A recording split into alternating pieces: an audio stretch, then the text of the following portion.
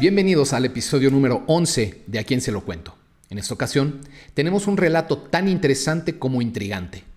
Como bien se sabe, en el fenómeno del contactismo extraterrestre, este se ha tipificado dependiendo su profundidad, teniendo así contactos del primer tipo, segundo, tercero y hasta cuarto tipo. Estos van desde avistar naves u objetos voladores no identificados hasta tener alguna forma de contacto o intercambio informativo con algún ser, ya no con una nave, sino con una entidad de tipo extraterrestre. Es muy raro los casos en donde se ha dado una fisicalidad entre humanos y extraterrestres. Y este relato que les voy a narrar el día de hoy tiene muchísima fisicalidad entre un hombre humano y una mujer de tipo extraterrestre. Esto descubriremos a qué lleva, con qué fin Antônio Vilas-Boas de Brasil tuvo esta experiencia. Él se ha sometido a distintas pruebas como el polígrafo para dar veracidad a su testimonio, ya que su historia en verdad parecería parte de una película de ciencia ficción, pero en su perspectiva fue completamente real. Esto, aunque no es tan reciente y sucedió en los años 50, no deja de ser un caso que llama profundamente mi atención. Posteriormente a dar lectura a este relato, investigué algunas otras circunstancias similares mucho más vigentes con las cuales haremos sinergia para llegar nosotros mismos a nuestra propia conclusión. Sin más, voy a dar pie a este relato. A lo largo de la historia, se han conocido diversos casos con seres de otros mundos, contactos extraterrestres que generalmente se derivan en mensajes amistosos y conocimiento para la humanidad, o abducciones casi siempre de carácter involuntario y poco placenteras. Este caso, de Antônio Vilas-Boas, llama profundamente mi atención, pues es el único que he encontrado que cuenta con un elemento muy inusual, una relación íntima entre un hombre humano y una mujer de tipo extraterrestre. Este caso es tan peculiar que merece ser narrado en este espacio. Este es el relato fuera de lo común de Juan Antônio Vilas-Boas de Brasil. Mi nombre es Antônio Vilas-Boas. Esto que vas a escuchar ocurrió una madrugada de octubre de 1957 en los campos de San Francisco de Sales, en Minas Gerais, Brasil. No he contado esto para convencerte de nada, sino para dejar constancia de lo que vi, lo que toqué y sobre todo lo que sentí. A veces me preguntan si tuve miedo y yo digo, no al principio. Al comienzo fue curiosidad, después todo tomó matices verdaderamente inesperados. Antes de esa noche en la que sucedió todo, ya había visto luces inusuales en el cielo, como ojos atentos que se distinguen de entre las estrellas. Las primeras veces que noté esos destellos fue en la tarde-noche del 5 y 14 de octubre. Había una luz en especial color rojo. Parecía que respiraba. Se encendía y se apagaba como si tuviera pulso. Yo creí que eran cosas del campo. A veces uno aprende a convivir con lo extraño, pero esa madrugada, esa luz bajó a buscarme. Me encontraba arando de noche para evitar el sol del día siguiente. La tierra se abría en surcos húmedos y el aire olía a metal y a barro. Recuerdo mis manos ásperas sobre el volante del tractor, el faro recortado e insectos volando junto a mí. Entonces la vi, una estrella roja, más intensa que cualquier luciérnaga del cielo. Primero pensé que sería un avión lejano, pero la luz creció, como si se acercara deslizándose sin ruido. Comencé a notar un zumbido profundo, apenas un murmullo detrás de los grillos. En segundos dejó de parecer una estrella. Se trataba de un objeto, un cuerpo ovoide con una cúpula. En su parte superior giraba lentamente y se acercó a mí. Quise alejarme. Apreté el acelerador y el tractor tosió y murió. El faro se apagó. El campo entero, negro. Solo la luz roja que ahora bañaba la tierra como una sangre fría. El aparato descendió. 3 patas metálicas salieron de su vientre y tocaron con suavidad la tierra como si fueran dedos profundos en la noche. Me bajé del tractor. Sentí el calor pegado a la nuca y un olor aceitoso. Un olor desconocido que no era de motor ni de tierra mojada. Algo dulzón, como un fermento metálico. Lo siguiente fue rápido, una escalerilla flexible que cayó a un costado. Del interior surgieron 3 figuras pequeñas, cubiertas de overoles grises, brillantes, con una textura como de piel de pez, cascos ovalados, ojos azules diminutos tras una visera, manos enguantadas con dedos firmes. Las voces eran como ladridos amortiguados, sílabas cortas que no entendía. Retrocedí, incluso corrí, pero dos me tomaron de los brazos y el tercero me sujetó por la cintura. Tenían fuerza, no era brutalidad, era eficiencia, como si cada músculo supiera exactamente cuánta presión aplicar. Me llevaron hacia la escalerilla. Yo pataleé, maldije, intenté soltarme. Una cuarta figura apareció arriba, indicando con la mano un gesto claro: adentro. Sentí entonces el primer miedo verdadero. No era miedo a morir, era miedo a no entender lo que estaba sucediendo, a lo que experimentaría. El mundo, mi campo, mi familia dormida, todo quedó atrás como un dibujo a carbón. Entré a la nave. Adentro, el aire era denso y tenía sabor. Sí, tenía un sabor. Sabía como algo eléctrico, como cuando se chupa una batería o se muerde un pedazo de aluminio. Me desnudaron sin brusquedad. Sus manos eran exactas. Tirar, doblar, apartar. Me cubrieron con un gel que olía a resina y aceite. La sustancia era fría al principio, luego se templó y sentí que sellaba mi piel como una segunda dermis. Me condujeron a una sala semicircular.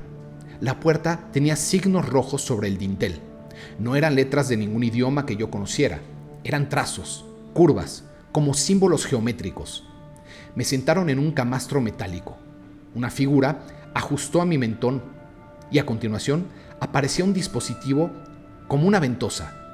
Sentí la succión y luego el calor de la sangre que corría por tubos transparentes hacia un recipiente. No dolió. No dolió como un cuchillo. Dolió como un beso con dientes.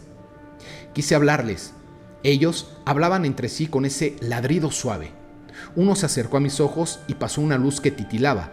Otro palpó mis costillas, el abdomen, los músculos del muslo, como midiendo densidad. Todo con precisión y una precisión que desconcertaba. No eran crueles, eran metódicos. Me dejaron solo. En otra sala más pequeña, de una rejilla, comenzó a salir humo. Era más bien un gas que ardía en la garganta y me provocaba náuseas. Tosí, lloré e intenté arrastrarme hacia la puerta, pero el gas seguía entrando y de pronto cesó. La puerta se abrió.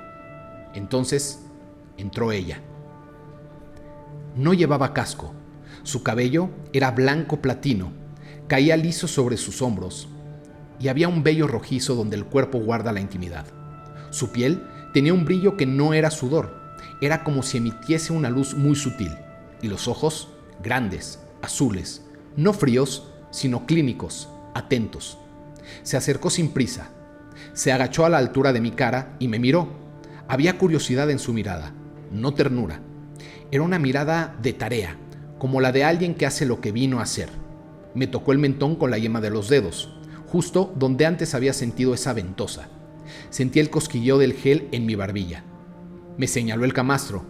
Se sentó a mi lado y apoyó la palma de su mano en mi pecho. La piel me ardía. Eso ardía donde ella tocaba. Yo temblaba, pero no de miedo. Era una mezcla rara de vergüenza y extrañeza. Ella inclinó la cabeza y acercó la boca a mi mentón. No besó, mordió. Una mordida breve, ritual, como marcando un inicio. Con gestos sencillos y sin palabras, llevamos a cabo el acto íntimo. No voy a adornarlo. Fue directo, casi funcional. Pero dentro de esa funcionalidad, hubo momentos en que sentí que mi cuerpo era un mapa que ella leía con los dedos. No hubo caricia superflua, no hubo beso humano. Hubo contacto, presión, ritmo, hubo calor. Y hubo en ella algo antiguo, como si su cuerpo tuviera memoria de otros cuerpos, de otros encuentros, tal vez de otros hombres. A mitad del acto me miró de frente. No supe si eso era ternura o verificación. Cuando todo terminó, no sonrió como sonríen aquí en la tierra. Alzó la comisura apenas, me miró el vientre y luego se frotó el suyo, despacio. Señaló hacia arriba con el índice y comprendí sin palabra que algo de mí quedaría allá fuera de mi planeta natal. No sentí triunfo ni vergüenza, sentí vacío y peso. Ella se levantó, Buscó con la mirada algo en la pared, como esperando una luz verde que diera permiso, y salió. Girando el rostro una última vez sin despedirse, me miró. Yo me quedé oyendo mi propia respiración rebotar en el metal. Al poco rato, volvieron los 3 de los trajes grises, esta vez con otro individuo de postura más erguida, quizá un supervisor. Me vistieron, me hicieron caminar por un pasillo estrecho con piso firme, como de rejilla. A la izquierda se abría una cabina con ventanilla oval. Desde ahí, cuando giraba la cúpula, la luz roja entraba en barridos. El supervisor me observó como quien evalúa a un animal sano. Yo, testarudo como soy, intenté hablar. ¿Qué quieren? ¿Quiénes son? Señalé el pecho, el mentón, hice gestos de dolor. Ellos replicaron esas sílabas de ladrido apagado entre sí. Uno se acercó y me tomó la mano, la apretó con firmeza y la soltó. Fue casi humano. Pasamos junto a una mesa con herramientas, pinzas, tubos, placas que vibraban. Vi un objeto plateado redondo, un objeto que parecía un reloj sin números. Lo tomé. Quería algo que comprobara que había estado ahí. Quería probar que todo eso no era solo un sueño. El supervisor me miró y con ese gesto eficiente me lo quitó.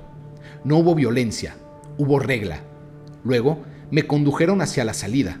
Al pie de la escalerilla, una de las figuras se detuvo y me señaló. Señaló las patas de la nave que habían dejado la tierra, como si quisiera que recordara. Yo miré esas 3 marcas profundas. Eran reales, eran huellas. Todo eso había sido real.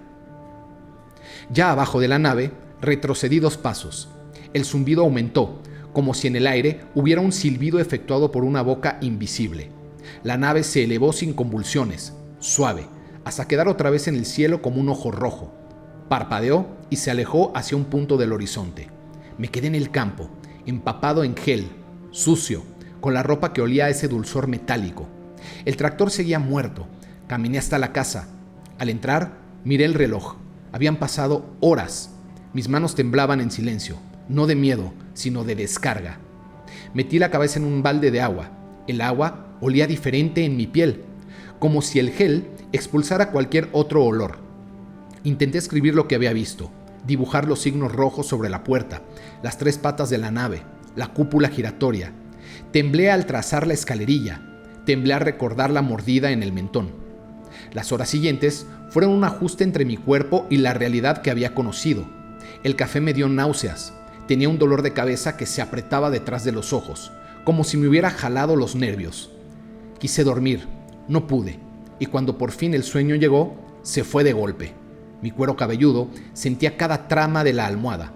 Al segundo día, los ojos ardían como si hubiera mirado al sol, pero sin enrojecer. La luz me molestaba. Empecé a notar pequeñas protuberancias en los brazos y las piernas, nódulos que picaban, se endurecían, y al cabo de días se hundían dejando un centro que exudaba un líquido amarillento, sin mal olor. En el mentón donde fue la extracción, apareció una mancha violácea que palpitaba al tacto. Pasé semanas con somnolencia. Podía quedarme dormido mientras hablaba. No era pereza, era como si mi cuerpo priorizara otra tarea. Yo seguí dibujando. Mi mano repetía el tripoide, la cúpula, los signos. En los surcos del campo, cuando amaneció, quedaron las marcas. Las medí, tomé notas, le conté a mi familia lo esencial. Con los días pude recopilar y contar todo. ¿Y el miedo? Ese llegó tarde. Llegó una noche en que me acosté y antes de cerrar los ojos vi su mirada otra vez, la de ella. No era una mirada de amante, era otra cosa. A veces me preguntaba si hubo ternura. Hablo con honestidad, no como la conocemos. Hubo atención, propósito y una delicadeza funcional.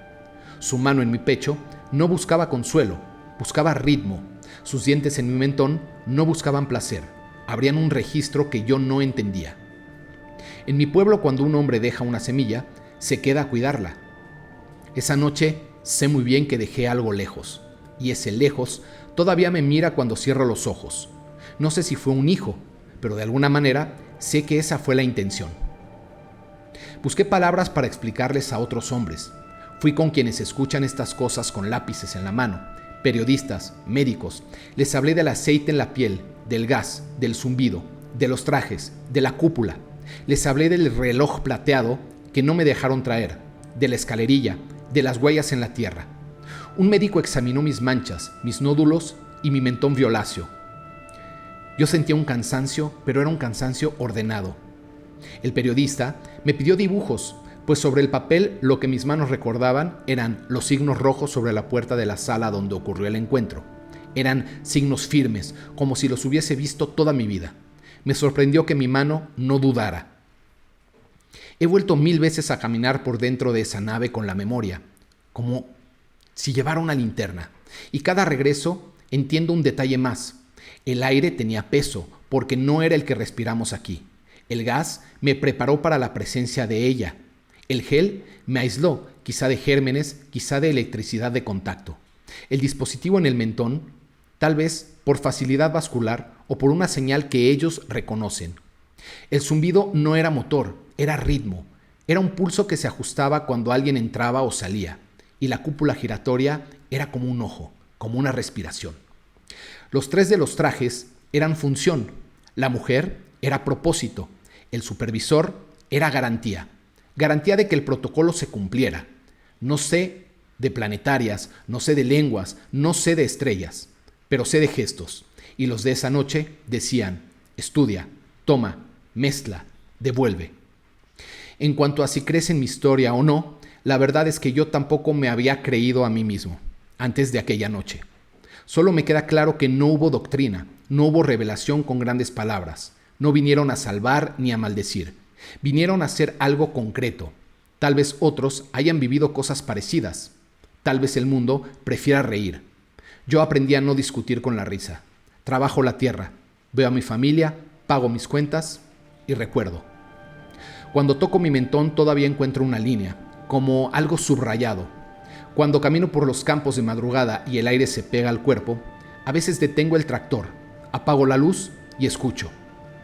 Si el cielo está limpio, digo en voz baja: allá arriba, ¿hay alguien con mis ojos? A la mañana siguiente medí las huellas de las 3 patas que dejó la nave. Pesaban sobre la tierra aún blanda. Escribí números, hice croquis. No porque me importaran los metros, sino porque mi mano necesitaba ordenar la memoria. Sé que en este mundo el papel tiene más paciencia que la gente. Por eso dibujé. Y porque cuando mis hijos duermen, a veces salgo al patio y miro arriba, esperando ver otra vez esa estrella roja. Si vuelve, no correré. No porque no tenga miedo, sino porque ya conozco el olor del aceite, el peso del aire, la mordida en el mentón y la mirada de ella. Conozco el lenguaje de sus manos. Y en algún lugar, quizá muy lejos, alguien que comparte mi sangre, quizá mira hacia abajo y se pregunta como yo: ¿de dónde viene esta curiosidad? Este fue el famoso caso de Antônio Vilas-Boas, que en los 50s en Brasil vivió esta experiencia. Pero lo que yo me puse a investigar es, después de haber conocido algo así, ¿por qué no hay testimonios o documentación al respecto de otros hombres que hayan tenido este tipo de encuentros? Y resulta que sí hay. Son muy pocos, pero encontré al menos 2. Tengo recolección de un tercer caso que inclusive tuvo un documental en Netflix, pero no fue tan detallado como este caso. En este caso que les comento del documental, el hombre perdió recolección de todas sus experiencias y solo sabía en lo profundo de su ser que había dado pie a un hibridaje extraterrestre mediante su semilla, nada más. Esto lo sospechó cuando empezó a ver varias figuras aleatorias en algunos momentos de su vida aparecerse tras alguna ventana o tras alguna puerta y ver a niños con características peculiares, humanos pero con ojos muy grandes, por ejemplo. Este caso no lo tomé tanto en cuenta porque no lleva a cabo la certeza de haber tenido una experiencia como la de Antonio. Sin embargo, existen 3 casos aleatorios vigentes en la actualidad que tienen mucha similitud. El primero es el de David Huggins, quien relata haber tenido encuentros con extraterrestres desde su infancia, incluyendo una experiencia íntima con una mujer alienígena llamada Crescent, con quien llevó a cabo la paternidad de varios bebés híbridos. David Huggins es pintor y se ha dedicado a plasmar estos encuentros, así como a su amada extraterrestre de nombre Crescent y a sus múltiples hijos híbridos. Yo he visto estos retablos y sí, son un sinnúmero de expresiones de la experiencia que supuestamente David Huggins vivió y tiene muy presente. Él sí tiene como esta añoranza y sí tiene como esta nostalgia un poquito más mezclada con sentimientos, porque en su recolección no fue tan mecánica como la experiencia de Juan Antonio, sino fue un poco más emotiva. Después, un segundo caso sería el de Robert Limós, quien afirma con total firmeza que sus encuentros con extraterrestres han sido más que cercanos. Él también es un pintor catalán y dice haber tenido un encuentro del tipo con extraterrestres en Brasil también en el 2009. Desde entonces se ha dedicado a pintarlos y esculpirlos para representarlos a detalle. El tercer caso que encontré ya no es con un hombre, es con una mujer, pero es el que tiene más pruebas aparentes de lo sucedido. Y es el caso de Giovanna Poda, en Italia, quien dice haber expulsado un feto de morfología extraterrestre tras ser objeto de varias abducciones de la raza de los grises. De hecho, el año pasado yo llegué a hablar con ella por teléfono y teníamos ya agendada una entrevista para mi podcast La Verdad que se Desvela. Pero poco antes del día en el que se haría la entrevista, ella canceló porque no se encontraba estable ni mental ni emocionalmente y en definitiva me dijo esta frase que ya me pareció muy contundente y no quise presionar más. Ella me dijo: no quiero hablar del feto, me afecta mucho.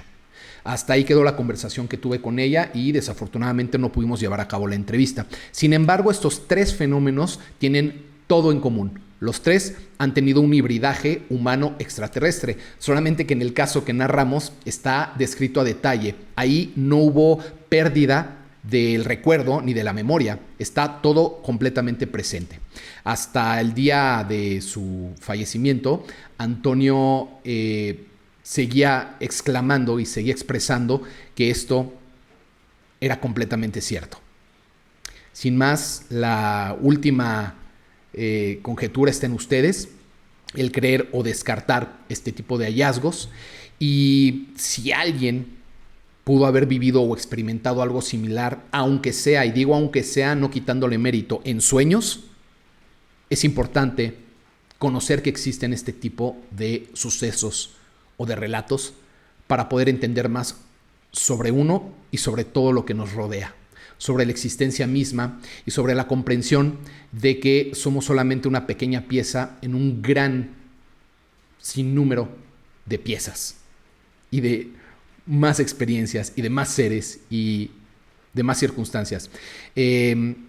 Aquí cabe destacar que la raza humana parece ser una raza muy importante para otras, porque en la historia de las abducciones siempre han buscado obtener mejoras biológicas a través de todas las abducciones y experimentaciones. Entonces debemos de tener nosotros algo muy importante a nivel cósmico, por lo cual se acerquen razas de evolucionadísima tecnología a tratar de obtener algo de nosotros. O sea, no somos simples chimpancés. Tenemos algo mucho más grande dentro de nosotros que estoy seguro que es un potencial que en algún momento dado se va a expandir. No me queda duda de ello. Espero que estos relatos hayan sido de su interés, hayan despertado en ustedes curiosidad o al menos algo de carácter investigativo para siempre ir más allá y siempre dar pasos hacia lo que no nos cuentan en los medios convencionales y sobre todo si han tenido algún resquicio de imágenes como las que narramos, puedan identificarlas y poder comprender mejor casos particulares, porque creo que son más de los que se pensaría. Si ustedes tienen alguna historia fuera de lo común que quieran que yo narre en este espacio ilustrándola, escríbanme a quienselocuento@gmail.com. Yo la revisaré y la pondremos a disposición para que todos podamos convidar estos sucesos que son tan ajenos a las conversaciones normales que llegamos a tener en la sociedad. Ya poco a poco creo que somos más los que estamos hablando y teniendo interés de poder integrar todo esto, porque es muy importante que no lo neguemos, que no lo sometamos a burla y que por supuesto tampoco lo queramos mostrar para llamar la atención, ¿no? Son cosas que sirven y que se van de a poco incorporando a nuestra realidad por algo. Todo tiene una razón de ser. Sin más, espero que les haya interesado este episodio y nos vemos pronto en el siguiente de A Quién Se Lo Cuento.